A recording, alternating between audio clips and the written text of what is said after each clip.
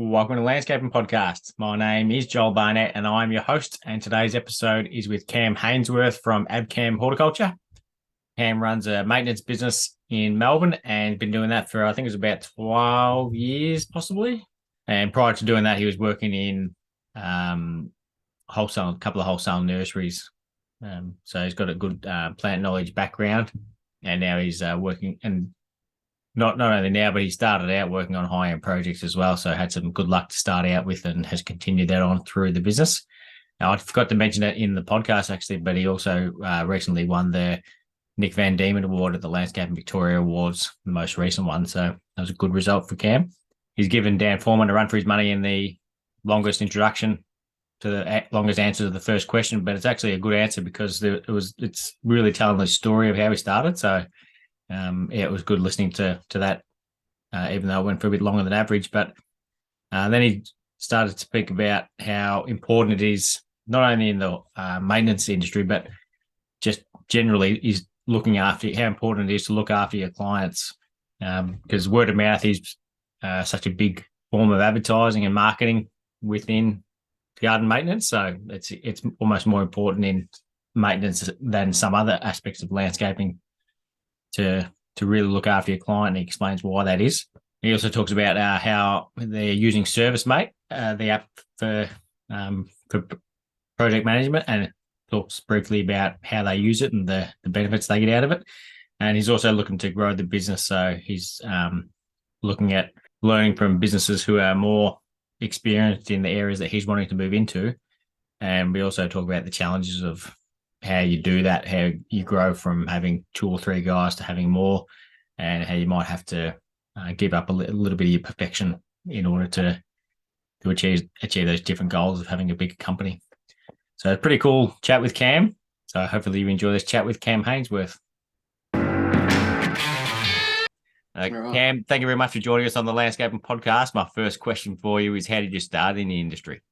Yeah, hi, Joel. So about sort of 2005, 2006, I had a mate who was working at Speciality Trees, and basically they were just looking for some casual labour at the time. So yeah, I was sort of working part time at a pizza shop and stuff like that. So yeah, just sort of saw it as a bit of a chance to get some extra money and all that sort of stuff. So yeah, I just jumped in and started working. I was about 3 days a week, I think, and there wasn't sort of a view to actually having an end date to it. It was just more along the lines of this is the job for now, and whenever we need you, we'll just continue with that until the time comes when it's when we no longer need you. It's no longer peak season and all that sort of thing. So yeah, I went on there for a couple of months, and then I did get that day the chat where there wasn't enough work to support everybody. So yeah, so after that chat, parted ways for a bit, and I actually went off and started a plumbing apprenticeship. So that was just sort of doing heating and cooling. So we did residential, but it was like both new builds and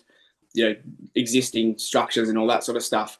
Yeah, that job was sort of a bit of a different kettle of fish, and sort of the way that the boss ran things at the time, I wasn't quite sort of happy with the things that he was asking us to do, just sort of safety wise and stuff like that. So I was sort of a bit more, is this something I really wanted to do? So I ended up leaving that job and trialled with another plumbing company. And then during that trial, Speciality Trees actually gave me a call back and said, look, we're actually looking for an apprentice now. Do you want to start up? And, we obviously know you and all that sort of stuff. So I had a bit of a think about it, and I just thought, yeah, why not? I enjoyed what I was doing at the time when I was working as a casual. So I just figured, let's give it a go. So I started up there. Yeah, got into Swinburne is where I did my schooling. So that was at the Wantirna campus, and then basically I was there for probably another 8 months to a year, something like that. And then I sort of just felt like, I wasn't really feeling it, the way that I wanted. It wasn't quite what I was sort of thinking what it was going to be. So, yeah, I actually just cold called Warners, who are just down the road, coincidentally, and spoke to Mike. Yeah, so Mike said, come in, we'll do a quick interview. So, yeah, went in there, and, he's basically he gave me the tour, a bit of a rundown of everything, and said, look, most likely, this will be the shed you'll be working in and all that sort of stuff. And yeah, so had that interview, left Waters, and with him saying that he would give us a call back and let me know, how if there was a place for me and all that sort of thing. And then so a couple of days went past, and he just gave me a call and said, look, I'm happy to take you on. When do you want to start and all that sort of stuff. So basically, put the resignation in, which is quite a difficult thing to do at Spec Trees, and then started at Warners basically the next week. It's quite funny actually. My first day, I remember rocking up. So I was working in the back shed in the production area, and approached the manager, who was Matt Warner, and he had no idea I was coming. So Mike completely forgot to tell him that he had a new bloke starting that day, and he was just like, oh, okay, took him by shock kind of thing.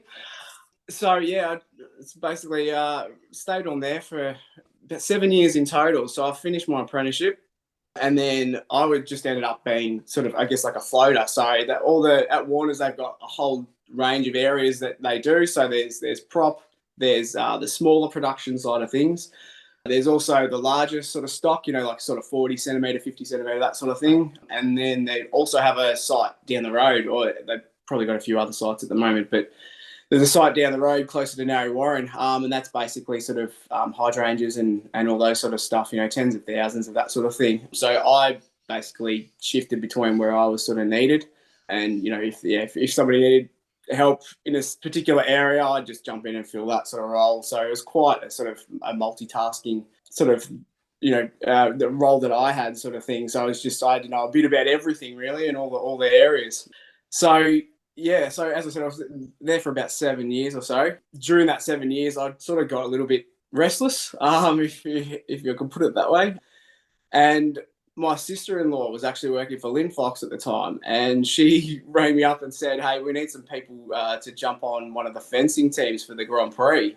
So basically I had a chat to Mike and said, look, is it all right if I take some unpaid leave, and I go out and do this role? It's probably about 4 months work, and then I'll come back after that, and we'll get sorted, sort of thing. So so he was fine with that. So I left there. I got all my tickets. So to do that job, you need like a non-slewing mobile and crane license. You need like a slewing crane that's seated on the back of a truck, forklift, and traffic management and that sort of thing. So I left and got all those licenses. That was all paid for by Linfox, which was pretty handy. And then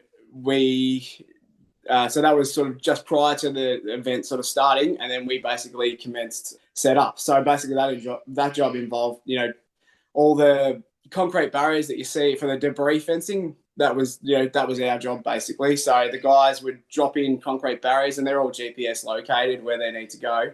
And our job was basically to put that mesh debris fencing in over the top of it, and basically the whole way around the track. So it takes about 3 months to put it all up, and it takes about 3 weeks to pull it down. So it's pretty, basically you get there at about 7 a.m, and you get your breaks and stuff like that. But it's pretty sort of flat out come and work.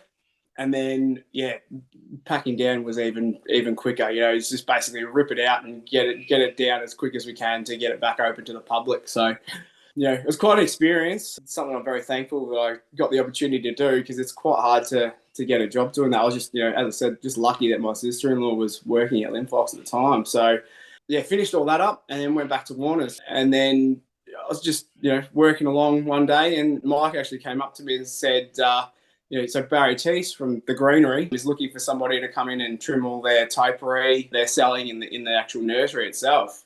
He said, are you interested? It'd have to be in your own time, so you have to give up a Saturday or something like that. And do you want to do something like that? Is that, something you'd be keen on? And I said, yeah, of course it would be. So pretty much jumped in there, drove in. Barry was doing some 3AW broadcast at the time, and walked in and met all the managers and stuff like that, and they're like, well, this is the job.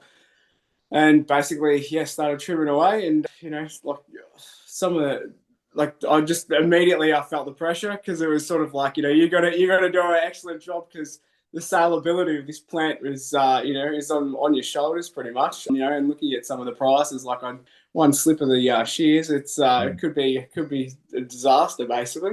So yeah, so Barry finished up with his radio broadcast, and then came out and we had a good old chat and all that sort of stuff.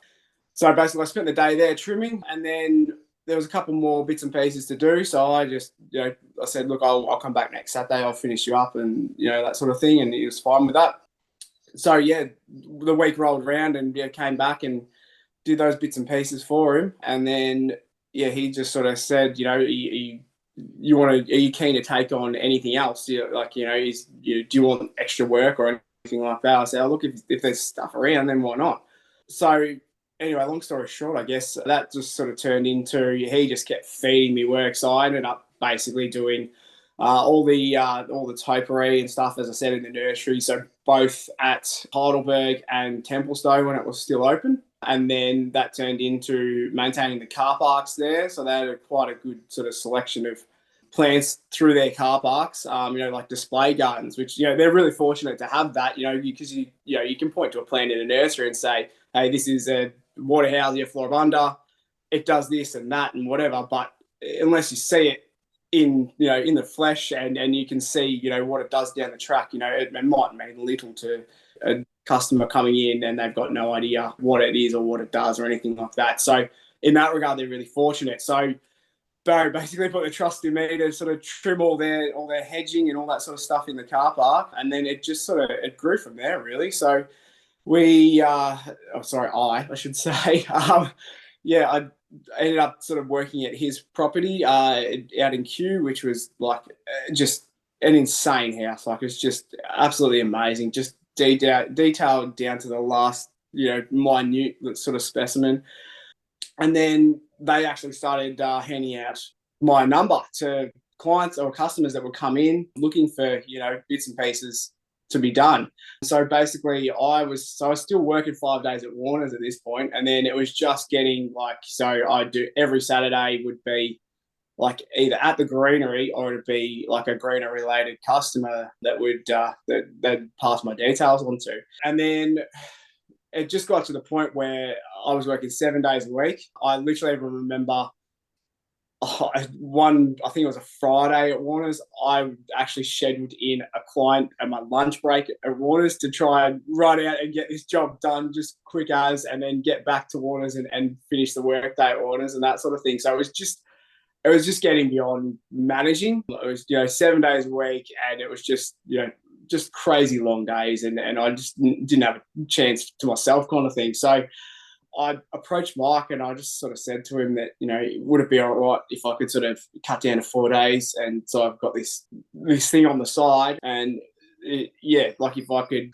just relieve, some of the time issues that I've got, that'd be great. So he had a bit of a think about that, and he may not have been too happy, which is understandable, but he agreed to it. And so I ended up doing 4 days at Warner's, and then lo and behold, so I was off on Friday, Saturday, and Sunday doing my own thing. And as things sort of progress, I did have Sunday off for a bit, but then I just started booking jobs in Sunday as well. So it just turned into, rather than having a bit of downtime, it was 4 days at Warner's and then working 3 days for myself, and it just kept going from there. And then so Barry approached me one day and said to me, look, I've been talking to this bloke. I really want you to take over the maintenance on the property. Catch is, it's probably about 3 days a week work. And I'm like, what? Like, what sort of property have you got me involved in now? So I went out and had a look at it, and it was this massive joint out in Hawthorne on Shakespeare Grove. And so from what I understand, Paul Bangay did sort of like the initial concept design on it, and then they had it refined by somebody else. And then, they had it all built to spec and everything like that. And it was just, I can't even put a size on the property. It was just massive. Like, probably looking at like a 500-metre driveway, lined both sides with Buxus hedges. They had like parterre gardens that you could look in on, Waterhousia hedges each side of the property, and along the front they would have been about 4 meters tall, something like that. But just like really just absolutely not a leaf out of place in this joint. You know, they had some pin oaks and stuff like that dropped in, and I was speaking. So they had a property manager as well. So his role was just to, you know, if there's a light bulb that needs changing, he would either do it or, you know, get somebody in to do that sort of stuff. But yeah, he was saying that, you know, they basically dropped these pin oaks in as they were. No idea where they got them from, but they were like 25 grand each or something along those lines. Yeah, and then even like out in the backyard, you know, massive TV that was made up of like 9 little TVs, so you could like sit at the back of the pool and watch this huge TV. You know, massive urns that had like this. You know, it's not quite the same thing, but at Crown, you know how they have the fire show going on the hour. It was similar to that sort of thing. Like, it's just blew my mind. So I was like, oh, geez, of course I want to do this. Like, this is amazing. Like 3 days wouldn't have been enough a week. No, yeah, exactly right. So it was just, every day, like it was just, I'd get there at sort of 7-ish and I wouldn't finish till 3. And I'd be like, you know, not stopping, not eating or anything like that. I'd just go the whole day. The only time that I sort of had much help there was when I was doing the larger hedges. Obviously, from a safety point of view, you know, it's probably a good idea to have somebody around to, you know, if you fall, to call the authorities or whatever, get your hand out. But yeah, so I said to Barry, look, I do want to, but you know, it's, you know, let me have a think about it and how to do it, because I mean, obviously that would mean that I'd have to resign from Warner's. So I had to think about it for a week or so, and I just, I feel like it felt like the opportunity was too much to not act on. So I basically went into Mike's office and just said to him, look, I've got this opportunity. I love working here. Like, you know, some of the guys there that are still, even guys that have left now, like I still catch up with them once every couple of months to once a year sort of thing. Like that place is just amazing to work at, you know, and the quality of the stock comes out of there. It's incredible. But, you know, I just sort of, just to Mike, like I love working here, but I just, you know, I feel like I want to do a bit more, you know, like I want to get out and do my own thing. So we had a lengthy conversation about that, and I told him a little bit about the project and everything, and so I think from memory anyway, he sort of said, "Oh, well, let me, you know, just sit on this for a little bit," because, you know, it was, I think it was a little bit more of a, maybe not because I was doing 4 days, but I don't think he expected me to actually leave, you know, Warner's. So anyway, I think he had a bit of a think about it, and then I remember he came down to me, and we were just sort of having a sit on one of the little buggies that were there, and just having a drive around. And he just sort of said to me, "Look, if it's something that you want to do, then, you know, I can't really stop you," basically. So I think I filled out my 2 weeks there, and then that was it. I was, you know, basically doing 3 days at this mansion, and then after that, just still doing bits for the nursery itself, like the greenery itself, and then doing the other bits for their customers on the side and everything like that. And then it just sort of kept going and going. Then basically, so that was, I reckon it would have been a good 6 months or so I was working there, sort of in that 3-day capacity. And then Barry basically got a call from the owner one day and said, "I'm selling it." So he goes, "Okay, so what does that mean for us?" pretty much.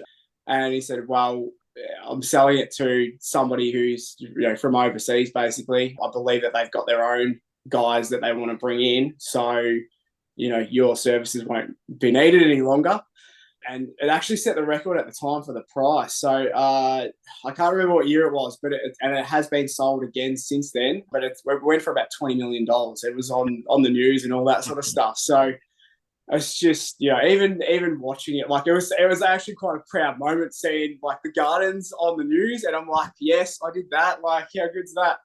But yeah, like it you know, $20 million, who pays that for a house? Like, that's just incredible. So that was sort of the end of that. And I was sort of, you know, I wasn't scrounging for work, but it obviously freed up a few days of my time. And then I just sort of, you know, started to get a few other jobs, word of mouth and that sort of thing. And then it sort of got to the point where I was getting quite good at sort of planting and working out, this each plant has a face to it. If you look at a plant, there's one side that's going to look better to you than the other side. So obviously, if you're doing a hedge against a fence or something like that, you're going to put that average side up against the fence, and you're going to get a much better result straight away, kind of thing. It's going to look like it should. So they actually had a designer there. So they were just doing a bit of design and stuff like that, and it basically just developed that I ended up doing a lot of planting jobs for them. So this designer, the customers would come in and he would, just knock out a basic design for them and sketch it all out. And then they would then handball it off to me. So they would supply all the plant life, obviously. And then I would just be, the labour that put it in and executed it for them. And that went on for quite a while, actually, which was pretty good. And then it just sort of got to the point as well where the amount of work that I had sort of going on, it was getting, again, it was getting to that 7-day kind of thing, and it was getting massive. So I'd be doing their jobs and taking care of them first, and then any other jobs that I had that sort of came my way indirectly through the greenery, just word of mouth. So obviously, yeah, if I'd done a great job in a street or something like that, somebody would approach me and they'd come at me and ask if I could sort of do them. So that sort of side of my own sort of thing was building up as well. And yeah, so Barry's a tricky cat, or was a tricky cat to navigate. Sometimes so I would have done my days with them, and then he'd ring me up sort of a day later or so and say, hey, can you come in and do this? And I'd just be sort of like, sorry, Barry, I've got these clients booked in. I can't drop them to come and do work for you guys. So I really appreciate the call and everything, but I can't drop it. I can do it next week, but yeah. So there was a bit of that creeping in there, because what Barry wants, Barry gets. He wants to make sure that that everything's done in the most timely manner that he possibly can. So yeah, it just sort of I ended up sort of booking heaps in, and then I needed a hand. So I actually grabbed one of my managers from Warner's, like ex-managers, I should say.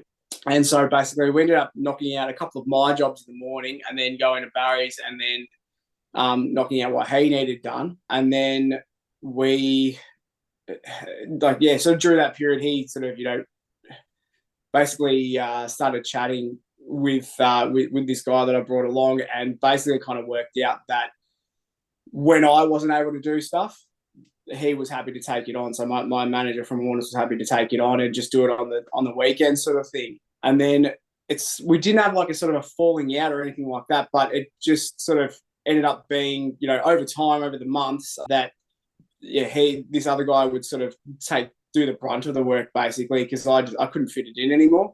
And then it was just ended up being that as I said, we didn't have a falling out, but we just sort of stopped our arrangement, and he just sort of relied a bit more on this other manager and a couple of other guys from Warner's doing the job and that sort of thing. So basically that relationship sort of ended up ceasing in the way that it was running. It was probably more on my end that I just couldn't cater to what Barry needed anymore. Just being a sole operator, it was just, there wasn't enough hours in the week, and it just sort of ended up being that way. And then while Barry was still with us, I'd see him at occasional events. Like even at the Warner's 100-year anniversary, we're still chatting away and quite friendly to each other and mates and everything like that. But yeah, just the sort of the business sort of side of things, the partnership that we had, it wasn't working for either of us anymore. So we just sort of ended up deciding to stop with it altogether. And then so basically that was sort of it. I was sort of out on my own and creating my own work and doing pretty much what I'm doing now, but just maybe in a different sort of capacity, really. So that's about it. Is that all? Right. Yeah. It's a long. As I said, it's a long story. So, I apologise if everybody's fallen asleep at this point. So what's the apprenticeship that you did? So I did a Cert 3 in wholesale horticulture. All right. Yeah, so was it the same at Speciality Trees that you took over at Warner's? Yeah, pretty much. Yeah. So everything sort of just got transferred over. Yeah. Yep. Yeah. Yeah, cool. So, and by the sounds of it, you never had any intentions on having your own business. It just sort of happened organically. Pretty much. Yeah. It was just, yeah, just started with that one small phone call and the day on site basically. And it just, yeah, just snowballed from there. I just like working for myself, being I mean, obviously it's, as I said, it was quite tricky to fit all those jobs in, but just the fact that I was in control, I really liked that aspect of it. Yeah. Yeah. Yep. And how long have you been running the business now? So we registered as a business in 2012, right at the end of 2012. So I would have been just after that sort of Grand Prix period. But before that, yeah, I was just sort of doing the sort of, the cashies on the side and stuff like that. So it's, I have to say somewhere about sort of 2010 or 11 or something like that I was doing a little bit here and there. But yeah, 2012 would have been when it sort of, kicked off seriously. Yeah. Yeah. And how many guys or how many staff do you have on at the moment? So yeah, at the moment, I've got two. One's a brand newie, so I'm very lucky to find him. I think he doesn't have any experience in the industry, so I want him to undertake an apprenticeship or something, some sort of formal training. But he's super keen, and really the tasks I said, like, he listens and gets along well with our personalities. That's partly why I hired him too, because I think when you're looking at people to bring into your business, especially when you're as small as we are, if you've got personality clashes, it's just it's not going to go anywhere fast. So I sort of hired him more on the way that he presented himself. So both when he initially contacted us, and then from the interview and all that sort of stuff. Yeah, it just seemed like his personality would go quite well with what me and my existing guy have. And yeah, that was sort of so he's only probably about 2 months into it at the moment. So yeah, hopefully that's gonna lead somewhere. And then Abby, which is the in Abcam, she just sort of does the payroll and stuff like that behind the scenes, and then sort of keeps me sane at times when I'm losing the plot, or I need to double check a quote or something like that. Yeah, she's the behind the scenes. So yeah. Yep. And you never had more than two? Is that that's the most staff you had? So I have had different staff over the years. I used to have a couple of brothers that used to work with me on sort of a rotating basis. So it worked out quite well. So one of them could do sort of like Monday, Tuesday, Wednesday, and the other one could do Thursday, Friday.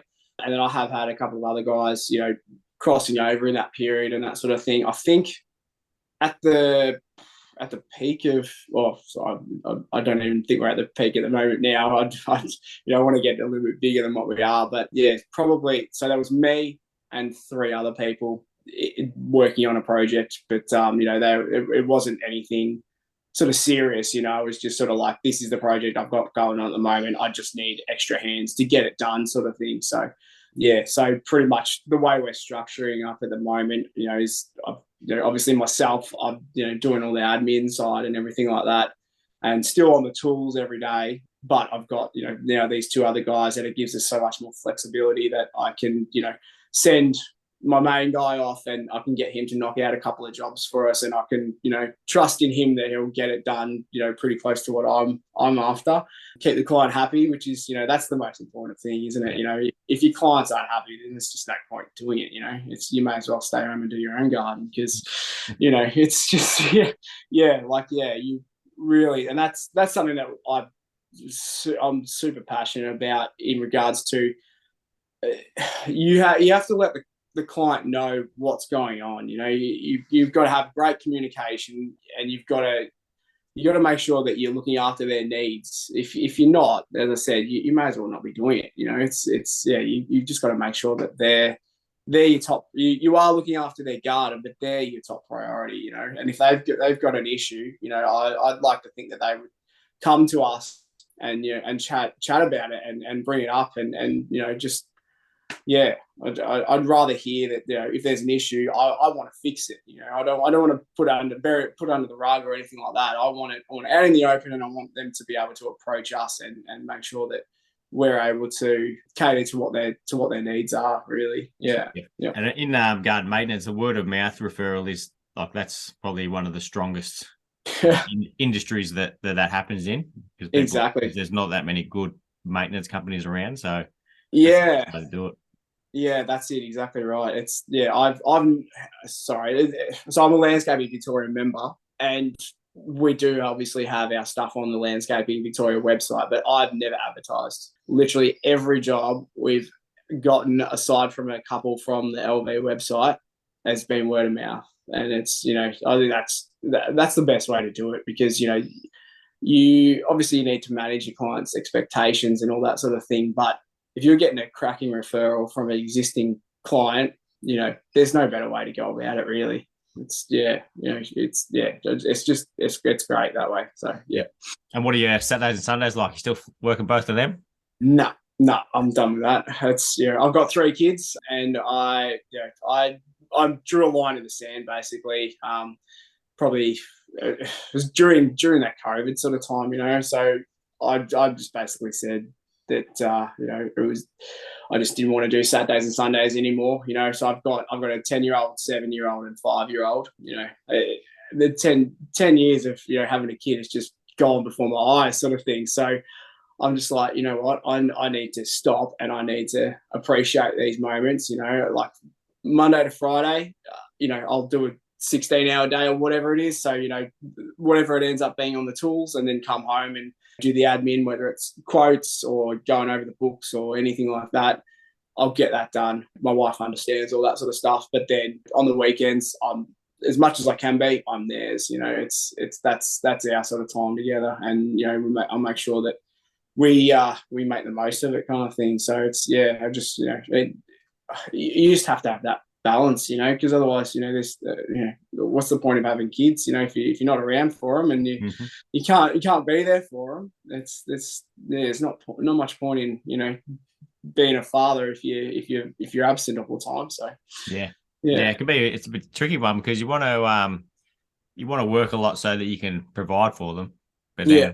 then a lot of people will work too much, and then kind of get caught chasing your tail, and then next thing you know, they're moving out of home, and that's when you start to wind down working, and it's too Yeah, late. yeah, no, exactly right. Yeah, I mean, you've got kids as well, don't you? Yeah, so mine are 8, 10, and 12, so similar Oh yeah, age right. gaps to what you've got.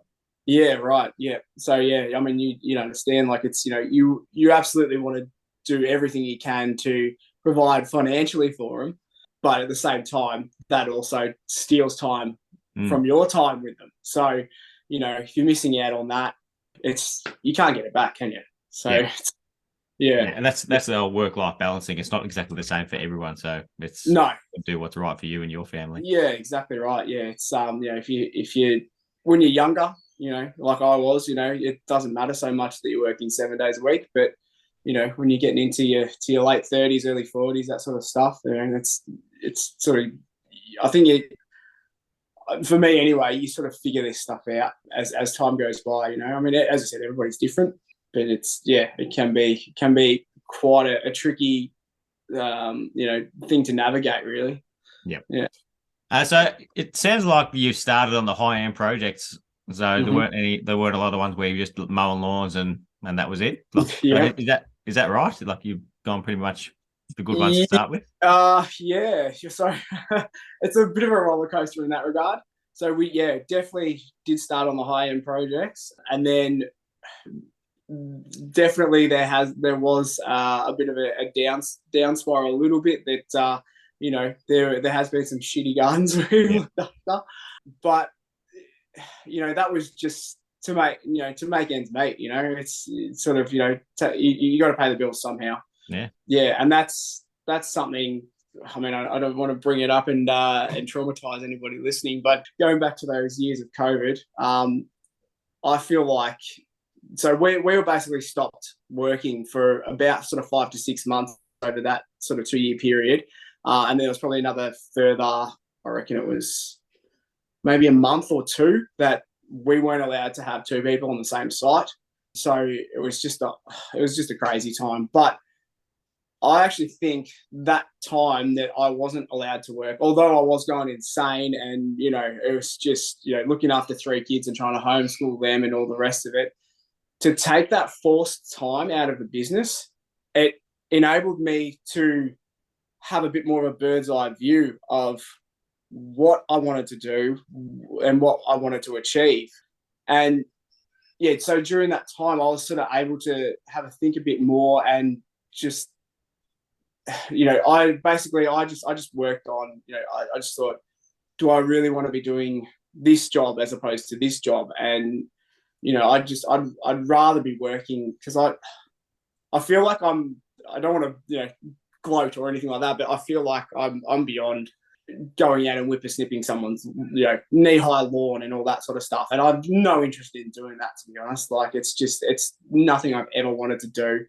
So during that time, I was just like, I'd rather go out and I'd rather deal with a high-end garden that's got topiaries, immaculately trimmed hedges, and all that sort of stuff, and mowing, and we do mowing obviously, but I'd rather mow someone's beautifully maintained buffalo lawn than going in and beat down a Kikuyu lawn that's you're going to end up, you'll clog your mower, and you might be running over spare tires and that are buried in the bloody lawn or something like that. But yeah, so I just made literally a physical, or not, just a decision that I didn't want to do that stuff. So I actually let a few of those clients go, and I just refined what we did, really. So just in order to make room for more higher end projects, and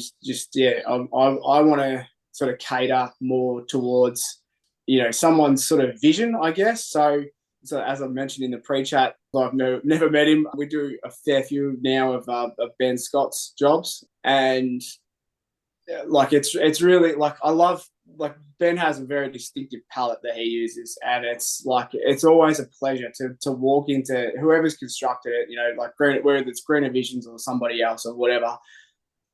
It's always constructed really well, but you walk in and you're like, this is a Ben Scott garden, and you look at it and you can sort of see where he's going with everything.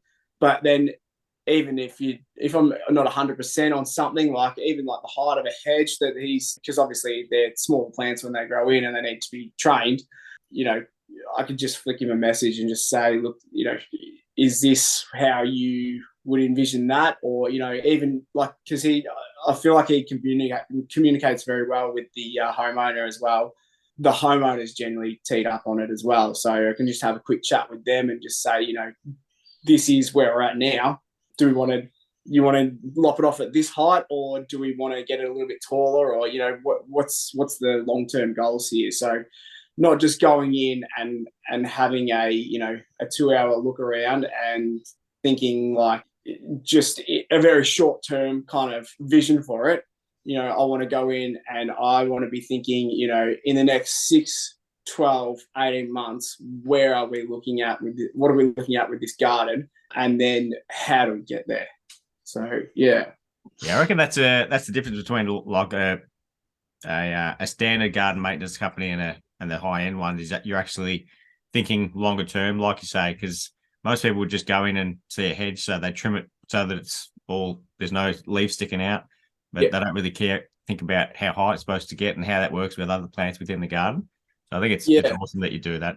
So did you ever contact landscapers or designers to say like the type of the ones you wanted to work for that you could maintain their gardens? So not a lot of them. So we have a client who is a long-term client of Ben, basically.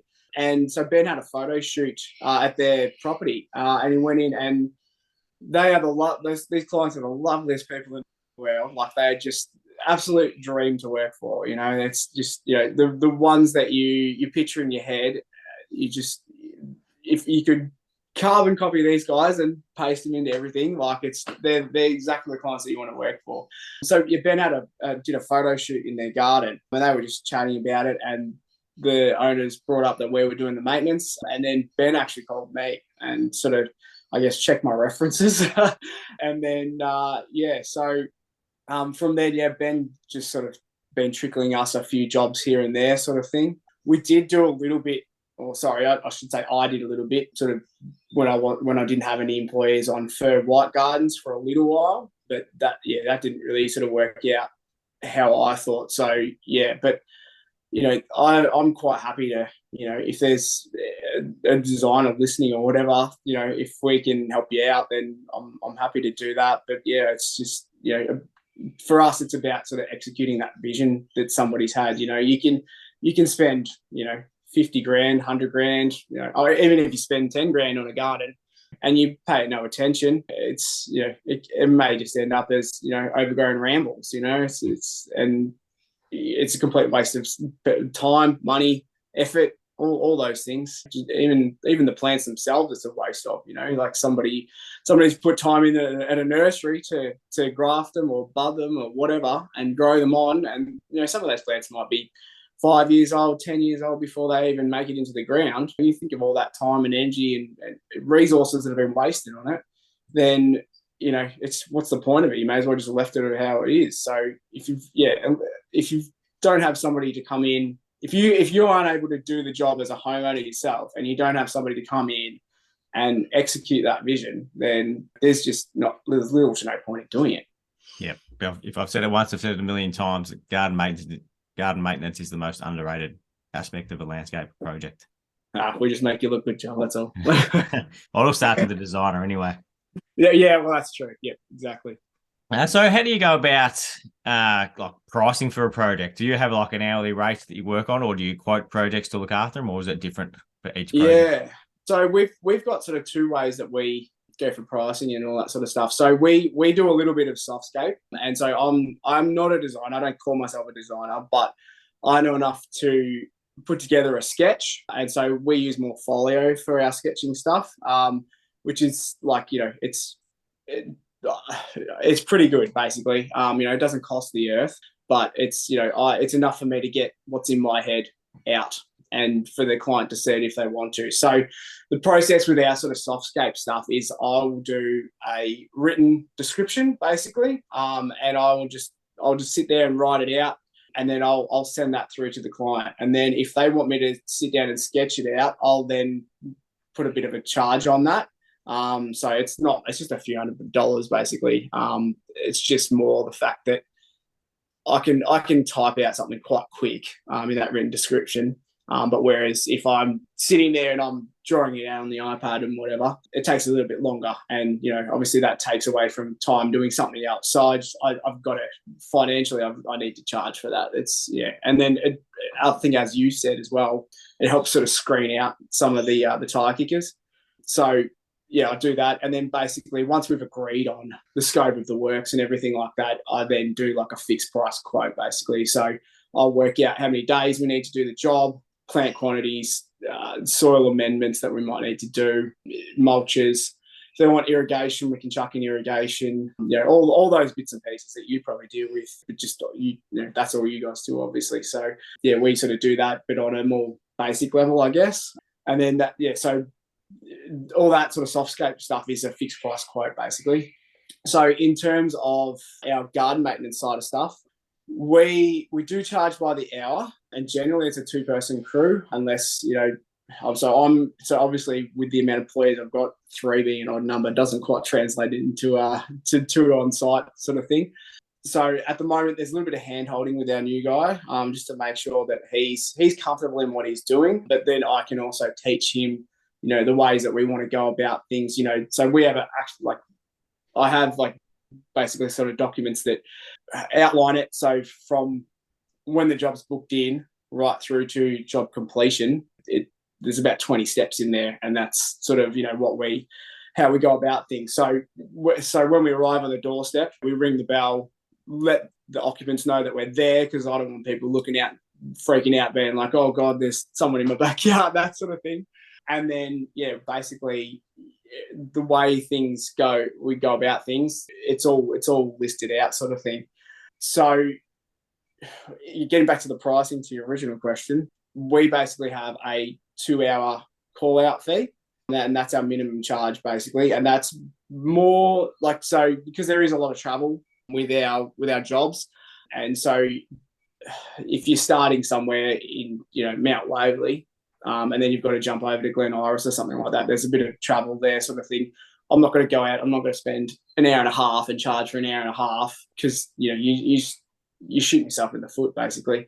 And I needed as the business has developed, I needed a way to make sure that I could secure finances we needed it on a day-to-day basis. So whether we're knocking off 3 or 4 jobs in a day, I sort of, I know roughly how much we're going to make in that day. And then obviously that covers, like the guys' wages, expenses, like fuel for the trucks, insurances that they're always in the background, that sort of stuff. And then obviously I need to pay myself and all that sort of thing as well.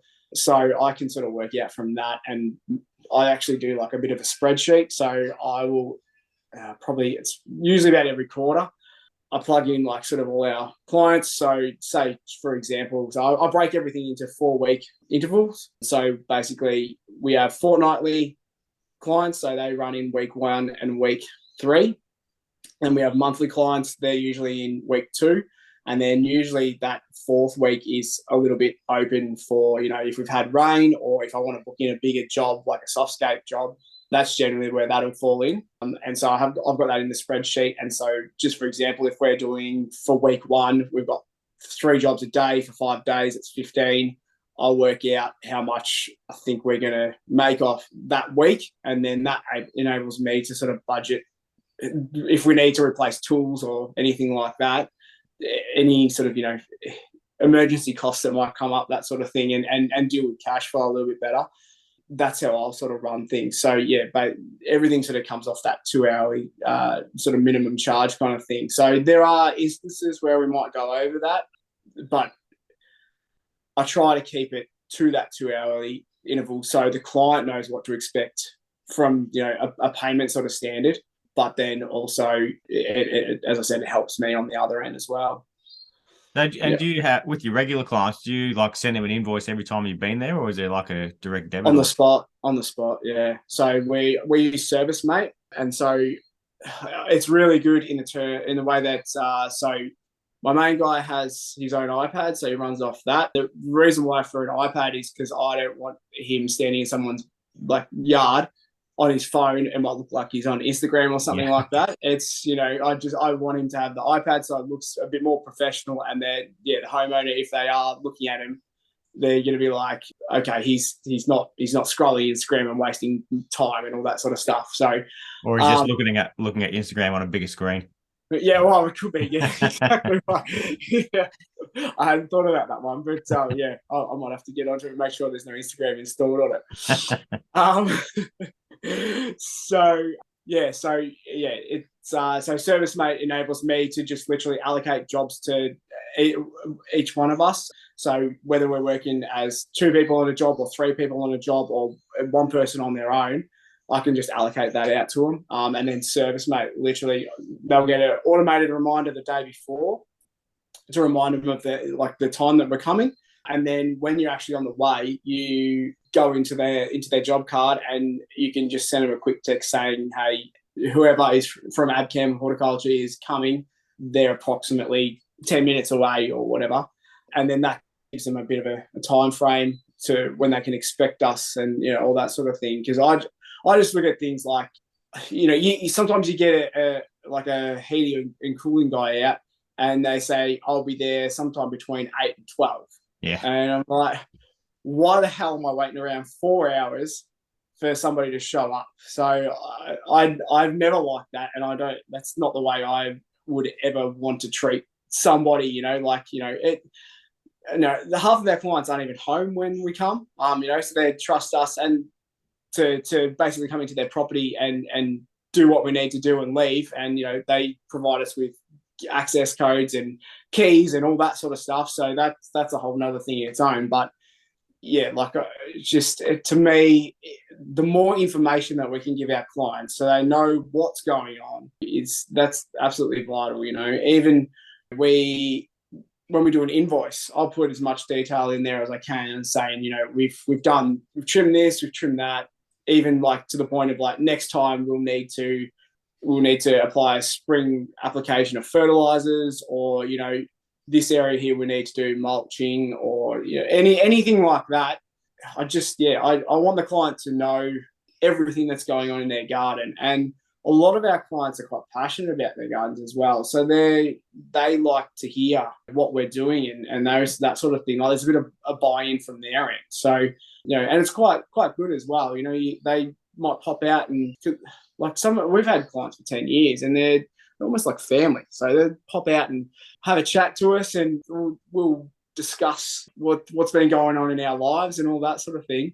And then, we'll just go about our work and get the job done. And then, see you in a couple of weeks or see you next month or whatever. And it's just, like I've just I feel like, we owe it to them to keep it as streamlined as possible and make sure that, they're in the loop. Yeah, that's a pretty important thing. Yeah. And like to send, if you are going to say you're going to be there between 8 and 12, at least sending them a message when you're half an hour away or something can make it easier so they don't have to actually wait at home. They can be doing something else and then head home when you're going to get there. Exactly. Yeah, that's it. Yeah. Have you had any coach or mentor who showed you how to do the business side of things?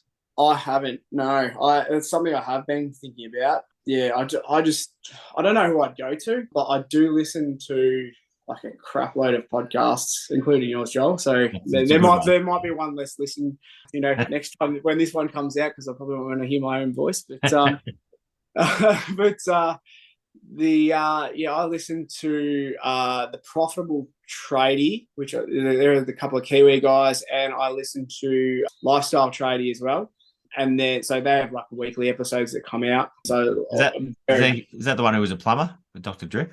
Yeah, Dr. Drip. Yeah, that's exactly right. Yeah, I think we might have had a conversation about that maybe. I don't know, months ago. I remember you mentioning something to one of your other guests about something that I think his name's Andy did in his business or something like that.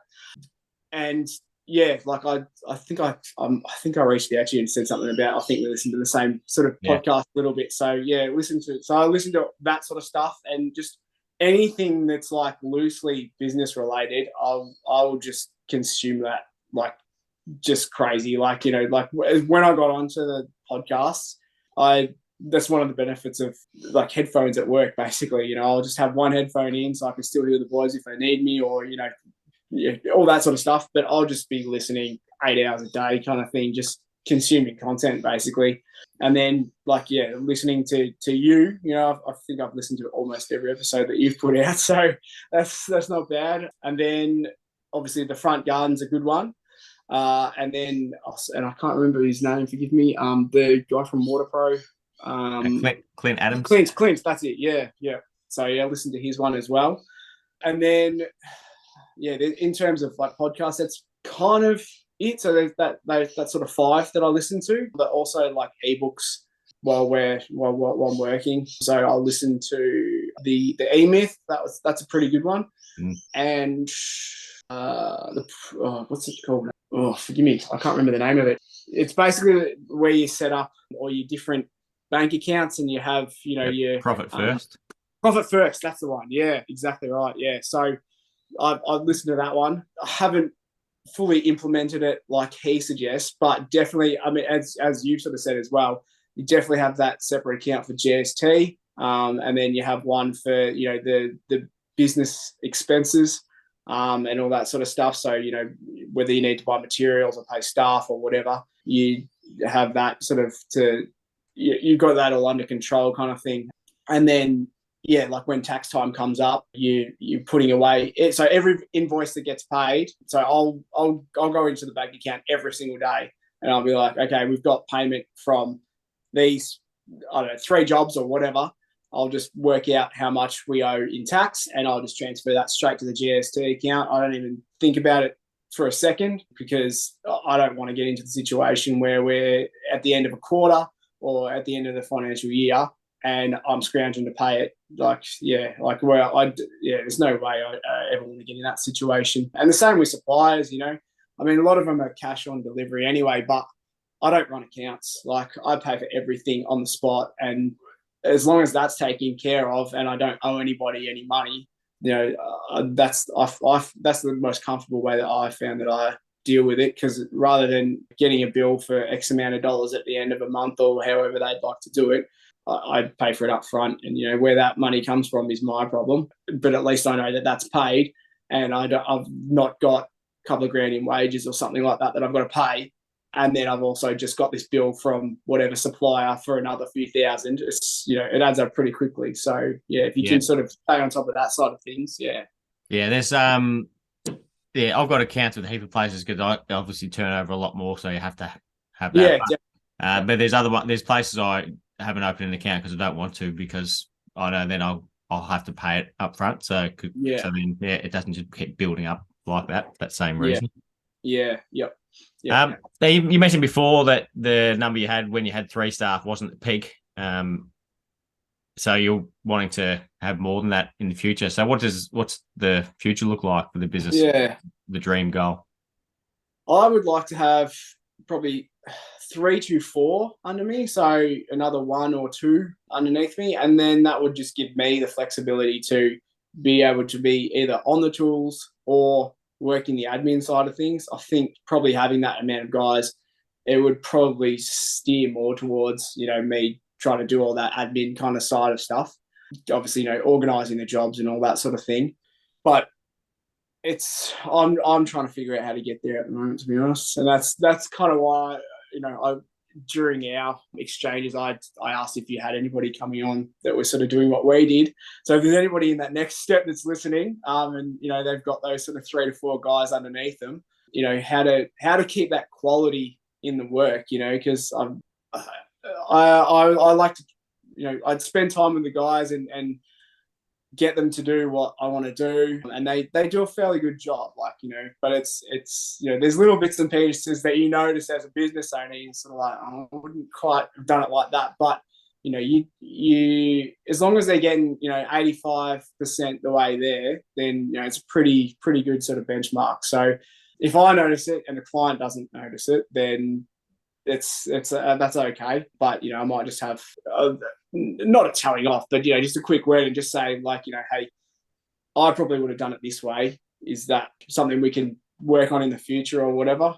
And then I'm just trying to work out at the moment, if we were to get to where I want to be, how to keep that quality where I want it to be, but then also, because as I said before, we've got such good relationships with our clients and everything like that. I also don't want them to feel abandoned by me, because it's from day dot, it's been Cam's out there, doing bits and pieces. As I said, I do send, my main guy out to do other bits and pieces on his own, but then I'll be back there next visit and we'll be back there working together, sort of thing. So yeah, I just have to work out how to control the quality, and then also make sure that our clients are not feeling neglected in any way, just to make sure that we're really making them feel valued and giving them a special service. I want our clients to, when we walk away, I want them to enjoy, the garden that we've left for them, sort of thing. Yeah. Yeah. I reckon getting people to do the if you're growing and wanting people to do things the way you would want to do it, I think a bit of that is you having to lower your expectations as well. Because they're never going to do things to the perfection of what a business owner would. Yeah. But like you said a couple of times, it's about keeping the client happy. Yeah. So as long as they're happy, that's the main goal. And then, like you said, you can say, if once they've done a project, the client loves it, and you see something that you would do different, you could say, you tell them this is awesome because the client's happy and that's what we're here to do. But you could do it like this, and this would make it better. Like when I was talking with Cam Fried, and he was saying, you've got to impress your peers. So even though the client doesn't notice it, another high-end maintenance person would notice it. So there's always room for improvement and continuous improvement. And even you can still be keeping the client happy, but always looking to improve as well. Yeah, definitely. 100% agree with that. Yep.